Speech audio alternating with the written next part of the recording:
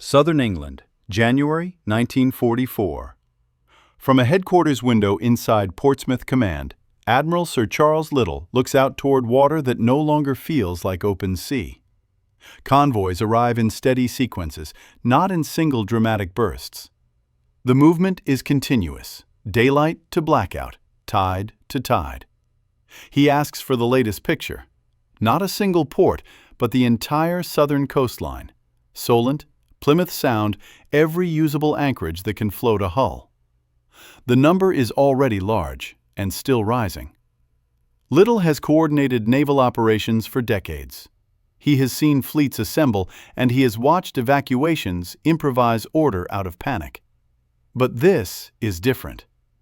The Americans are not simply joining a fleet. They are building one, on British shores, at a tempo that forces every harbor to bend. The constraint appears immediately. The ports are filling faster than staff officers can reorganize them, faster than charts can be redrawn, faster than routines can be rebuilt. This is the story of what happened when British senior commanders, especially the naval officers tasked with Neptune's logistics, watched American industrial power become physical reality in their waters. By the end, you'll understand three things. 1. Why Overlord required a fleet on a scale never attempted before, and why British shipbuilding alone could not meet the timing and specialized demand. 2. How British officers described the moment when numbers on paper became steel hulls packed into the Solent, Plymouth Sound, and every usable anchorage along the southern coast. 3. What that transformation changed. About planning assumptions, about supply philosophy, and about how the Allies believed they could sustain the campaign after the first landings. The stakes were straightforward. On June 6, 1944, the Allies would put roughly 156,000 troops ashore across 5 beaches and roughly 50 miles of coastline, while some official summaries describe roughly 159,000 committed on D-Day when counting airborne and seaborne forces together. And the fleet supporting that crossing would be so large that in some ports, space itself became a problem. So the central question isn't only how you win a battle at sea, it's how you hide, organize, and supply a fleet so large that it threatens to collapse the infrastructure meant to support it. American naval forces begin arriving in Britain in growing numbers in late 1943, as planning for Overlord matures and the naval component, Operation Neptune, shifts from theory to execution. At first, the presence can still be described as an arrival. A few destroyers, a few transports, staff elements and advance units positioning for what will become the American Western Task Force under Rear Admiral Alan Kirk. British planners have reviewed American commitments in meetings and documents. Allocations exist. Requirements are calculated. But there is a difference between approving figures in a briefing room and watching hulls occupy the water outside your office. What was abstract becomes measurable. Commitment becomes weight, draft, berth space, and anchor chain. Facts you can see from a window and feel in a harbor's congestion. By February 1944, the tempo changes. What had been a buildup begins to feel like a flood, because it doesn't pause.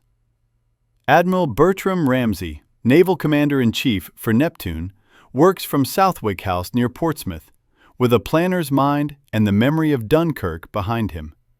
Ramsay spends months coordinating ship assignments, schedules, and the choreography of landing craft, bombardment groups, minesweepers, and transports.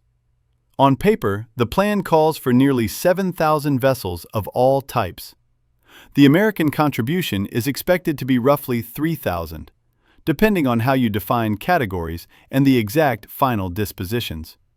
Ramsay reads and writes those figures repeatedly.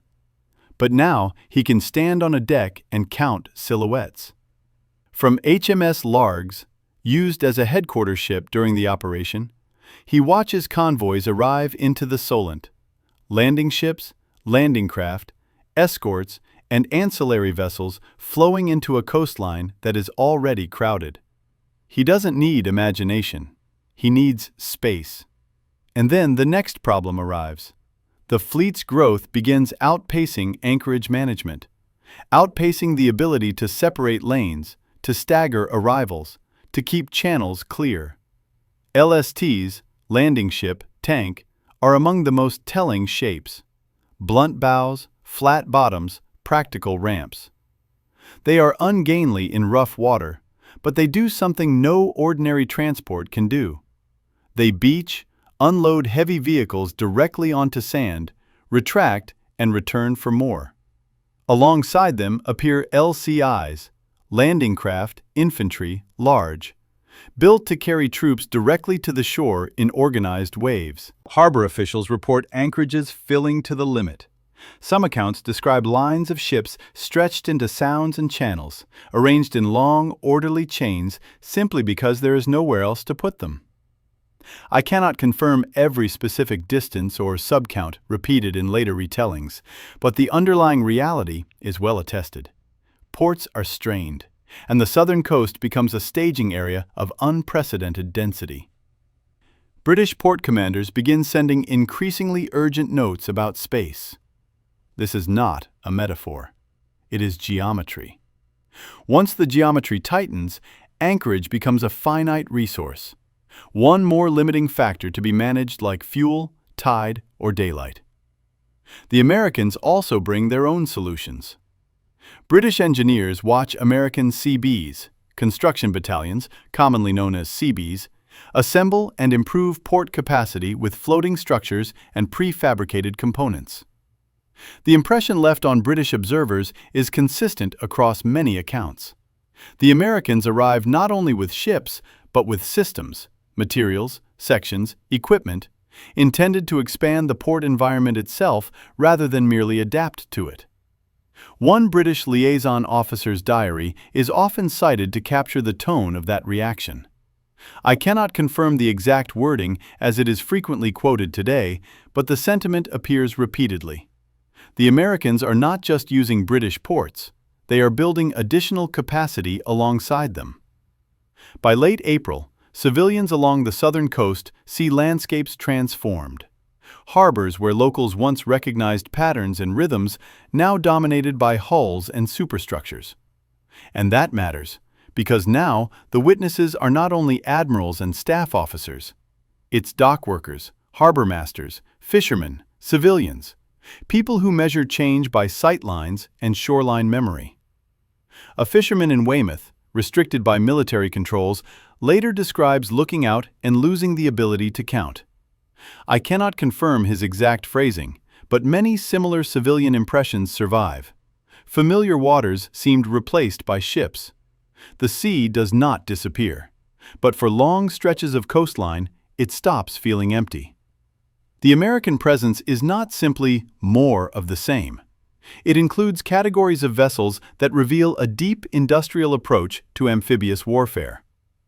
Rear Admiral Philip Vian commands the Eastern Task Force, responsible for the British and Canadian landings at Sword, Juno, and Gold. He needs to understand what American naval power will look like in practice, not as an abstract ally, but as a neighboring force operating on the same timetable. He tours anchorages, units, ships, and among the transports and landing craft are symbols meant to do more than carry cargo. USS Nevada is present in the European theater in support of the invasion, and her story, damaged at Pearl Harbor, later returned to service, acts as a kind of shorthand for American recovery capacity. Her heavy guns represent a specific promise: sustained naval gunfire support. And the implication is immediate. The fleet is not only about transport schedules and tide windows, it is also about sustained firepower, heavy guns that can keep speaking after the first landings begin. If a British officer runs the arithmetic, the conclusion is unsettling and reassuring at the same time. The Americans are bringing major naval gunfire strength for their sectors, and American naval units also support the broader Allied naval effort. But for Overlord, the decisive enabler is not the prestige of battleships, it is landing craft. By late May, the accumulation is unmistakable. The Americans deliver large numbers of specialized amphibious vessels, LSTs, LCIs, LCTs, and many other categories and variants. The proliferation itself is a message. Amphibious assault is being treated as a mass production problem, not a one-time improvisation. And here, a subtle correction occurs in the planning mindset. It isn't only, do we have enough, but how do we control this much without losing order? Some descriptions cite exact totals for landing craft deliveries in Britain and exact production figures for particular years. Many of those figures are broadly consistent with official summaries, but the exact number varies by definition and date. What does not vary is the operational effect. Unlike earlier amphibious operations, the Allies are no longer constrained primarily by landing craft scarcity at the decisive moment. That change matters because British officers remember what shortages looked like.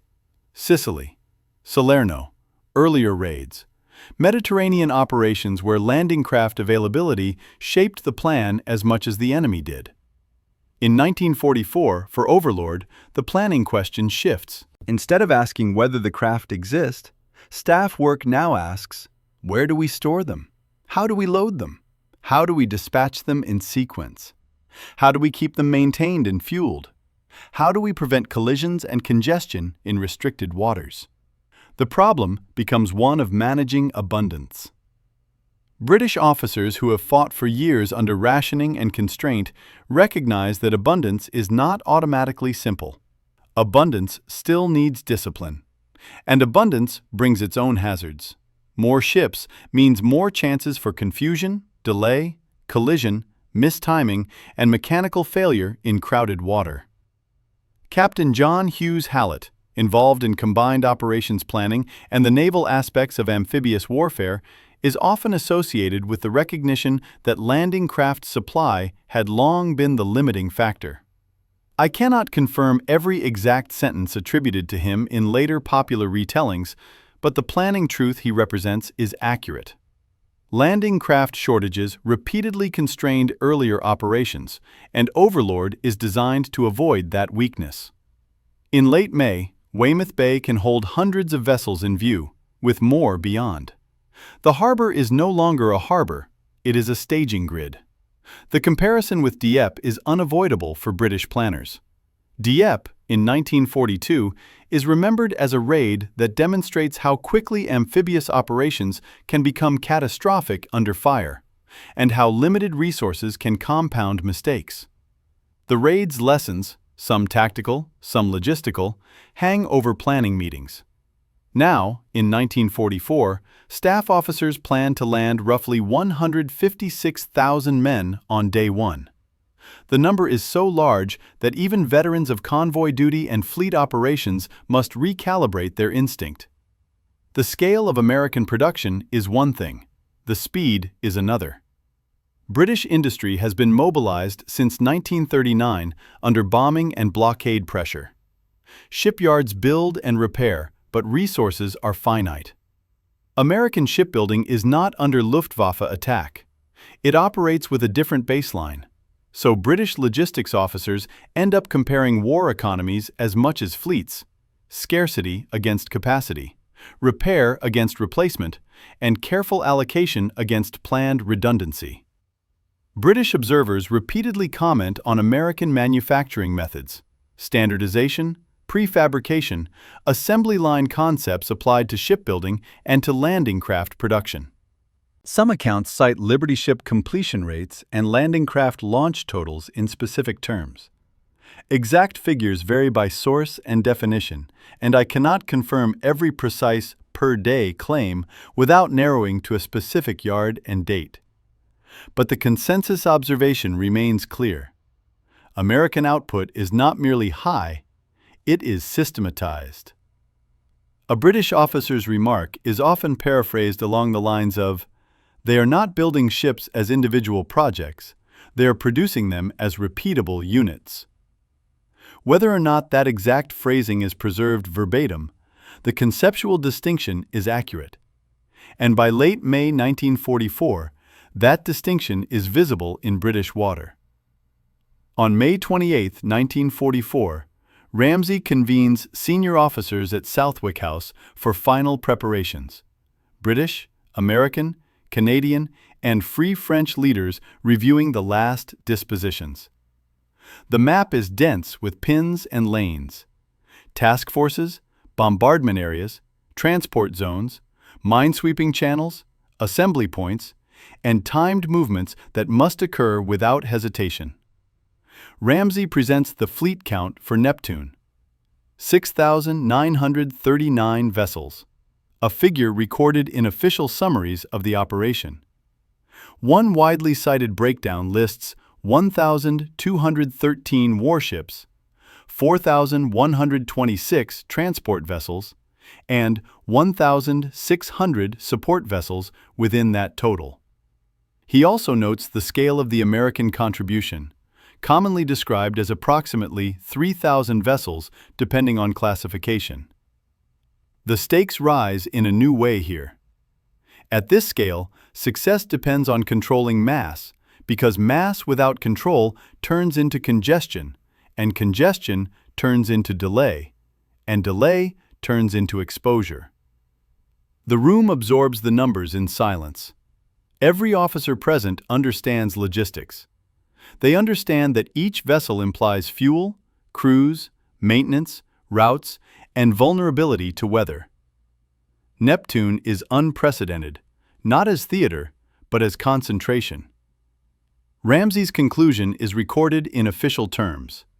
This is the largest naval operation of its kind, and it is possible only because of the combined Allied effort, especially the availability of specialized craft and tonnage. In the final days before D-Day, British officers tour ports and anchorages. What they see challenges intuition. From Portland Bill in one direction and Portsmouth in another, observers report waters crowded with ships. So many that navigation feels like threading corridors rather than sailing open sea. The Solent, in particular, becomes a controlled channel of steel. The density carries risk: collisions, groundings, timing errors. Each risk becomes magnified because a single mistake can cascade through a schedule built on minutes and tide windows. And that is the new fragility. Abundance creates tight coupling. The schedule becomes more delicate precisely because so much depends on so many pieces moving correctly. On June 3, 1944, just days before the invasion, additional formations of landing ships enter already crowded waters. Some accounts describe convoys of dozens arriving into Plymouth Sound around this time. I cannot confirm every exact convoy count as it's repeated in later narratives, but the broader reality is consistent. Harbors are saturated. Harbor masters and naval staff improvise anchorage patterns simply to keep ships from blocking channels and one another. Ships anchor in extended lines, bow to stern. The arrangement is not elegant, it is functional. The Americans comply without complaint because compliance is part of the system. Arrive, anchor, wait, load, move. And here's the reveal that matters. What looks like chaos from shore can be controlled routine at sea, because routine, at this scale, is enforced by procedure and repetition. British troops embarking in early June pass long rows of American ships to reach their own transports. There are small exchanges, cigarettes, gestures, short remarks, recorded in veterans' recollections.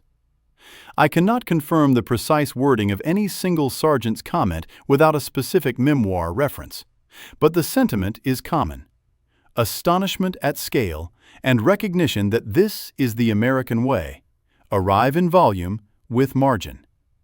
For a man carrying a rifle and a kit bag, the fleet is not an abstract count. It is a horizon filled with hulls. And the perspective shifts with him. Power becomes something you measure in steps walked along the quay, and the number of foreign ships you pass before you reach your own. Then, on June 4th, deteriorating weather forces the postponement of the landings by 24 hours. pushing the assault from June 5th to June 6th. The delay is often remembered as a strategic decision. At the port level, it is also a logistical stress test. Thousands of vessels, many already loaded, must remain organized, fueled, supplied, and ready while the schedule is held in suspension. Fuel, food, water, medical supplies, ammunition. These are not symbolic. They are daily requirements multiplied by a fleet. The Americans position logistics support to sustain delays. British officers observe the difference in planning style. British systems shaped by scarcity. American systems shaped by capacity and redundancy. I cannot confirm every exact sentence later attributed to British supply officers, but the contrast is repeatedly noted in accounts of the period. The complication is simple and relentless. Weather pauses the schedule, but it does not pause consumption. Men still eat. Engines still need fuel. Maintenance still continues.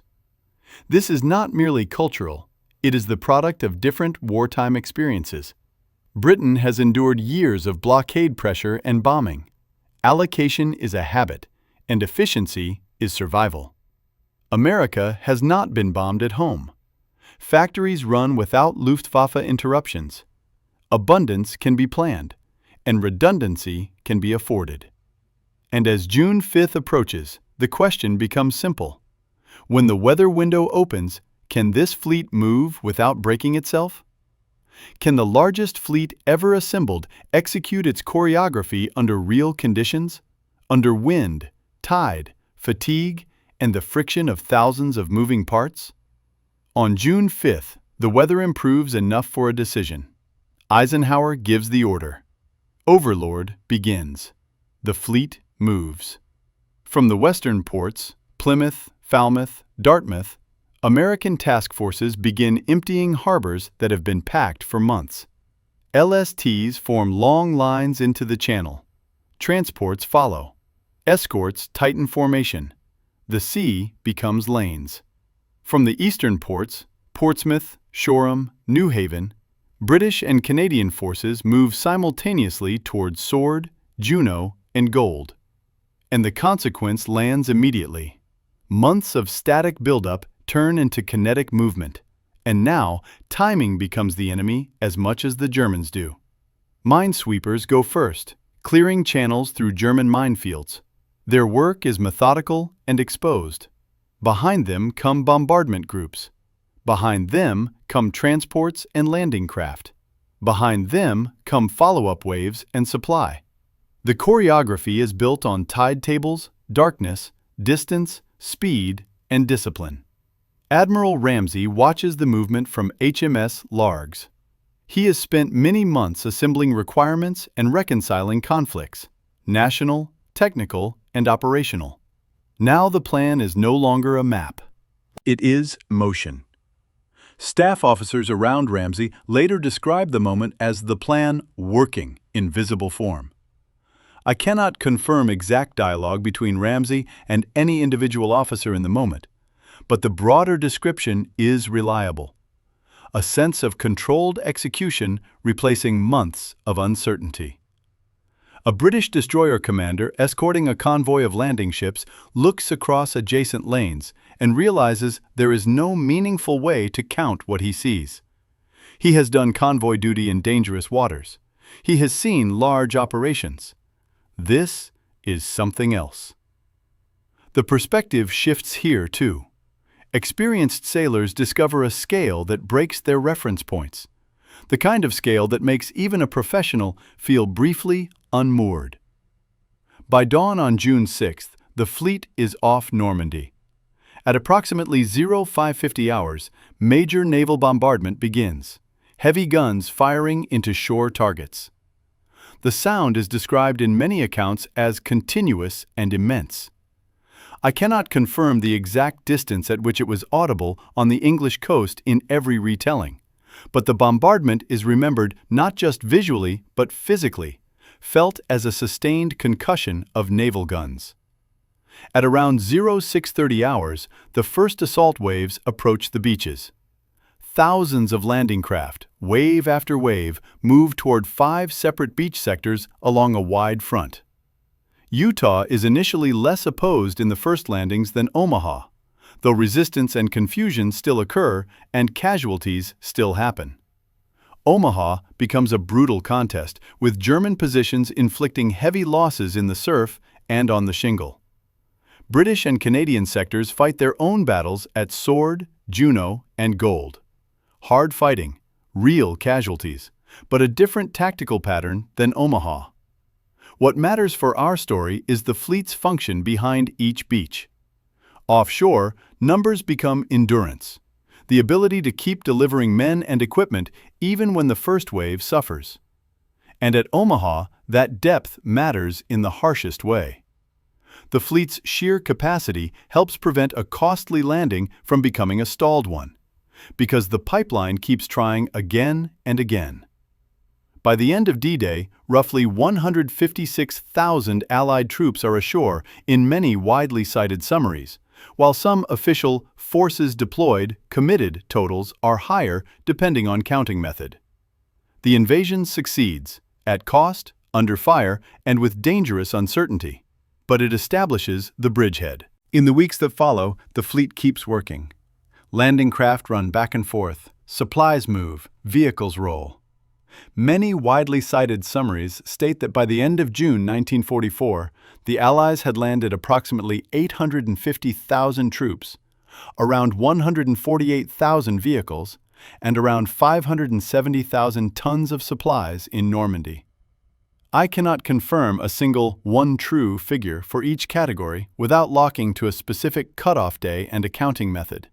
But the central point remains: the fleet sustains the campaign, not just the first day. And British officers watching this understand the truth that has been forming in their ports for months. The invasion is not a single crossing. It is a pipeline. In official reporting, British and Allied commanders describe the operation in measured language. Requirements met, craft available, routes cleared, landings sustained. Ramsay's own reporting emphasizes the operational dependency on specialized landing craft and the naval support required to carry and protect the assault. Official language is careful, for good reason, but behind that careful language is a plain recognition. Without sufficient landing craft and shipping, Overlord cannot be executed at the scale planned. In other words, restraint in the paperwork can't hide the magnitude of what was witnessed in the harbors and anchorages. In private recollections, letters, memoirs, later interviews, British officers often describe the American buildup as a moment of comprehension. Not surprise exactly. British commanders know the Americans will arrive. The difference is the gap between knowing a figure and seeing its physical consequence: hulls, ramps, cranes, fuel lines, stacked decks, crowded roads, and blacked-out convoys. Some officers later express it in a simple idea. Britain has been fighting for years by rationing effort. America arrives and makes it possible to sustain effort without rationing in the same way. I cannot confirm every exact sentence sometimes attributed to individual officers, but the theme is repeated consistently enough to treat it as a genuine perception of the period. The fleet that fills British harbors in spring 1944 represents more than ships and tonnage. It represents a shift in the logic of modern war. Courage remains essential. Planning remains essential. Intelligence remains essential. But industrial capacity, and the ability to turn capacity into sustained operational movement, becomes decisive. British planners have recognized this intellectually. Their staff work relies on American landing craft production and shipping. But seeing thousands of vessels packed into limited waters produces a different kind of understanding. It becomes physical. It becomes unavoidable. And it forces a correction in expectations. The war will not be decided only by a single operation, but by the ability to repeat operations without exhausting the system that makes them possible. The comparison to earlier fleets, armadas, convoys, battle lines, fails because this is not a fleet assembled for a single naval battle. This is a fleet assembled to move an army, then keep feeding it, and feeding it. That is what the sea of ships means. It means that losses, delays, and friction can be absorbed because there is margin. Not infinite margin, but enough margin to keep pressure applied when things go wrong. It would be easy to turn that into a simple claim. With America's fleet, victory was guaranteed.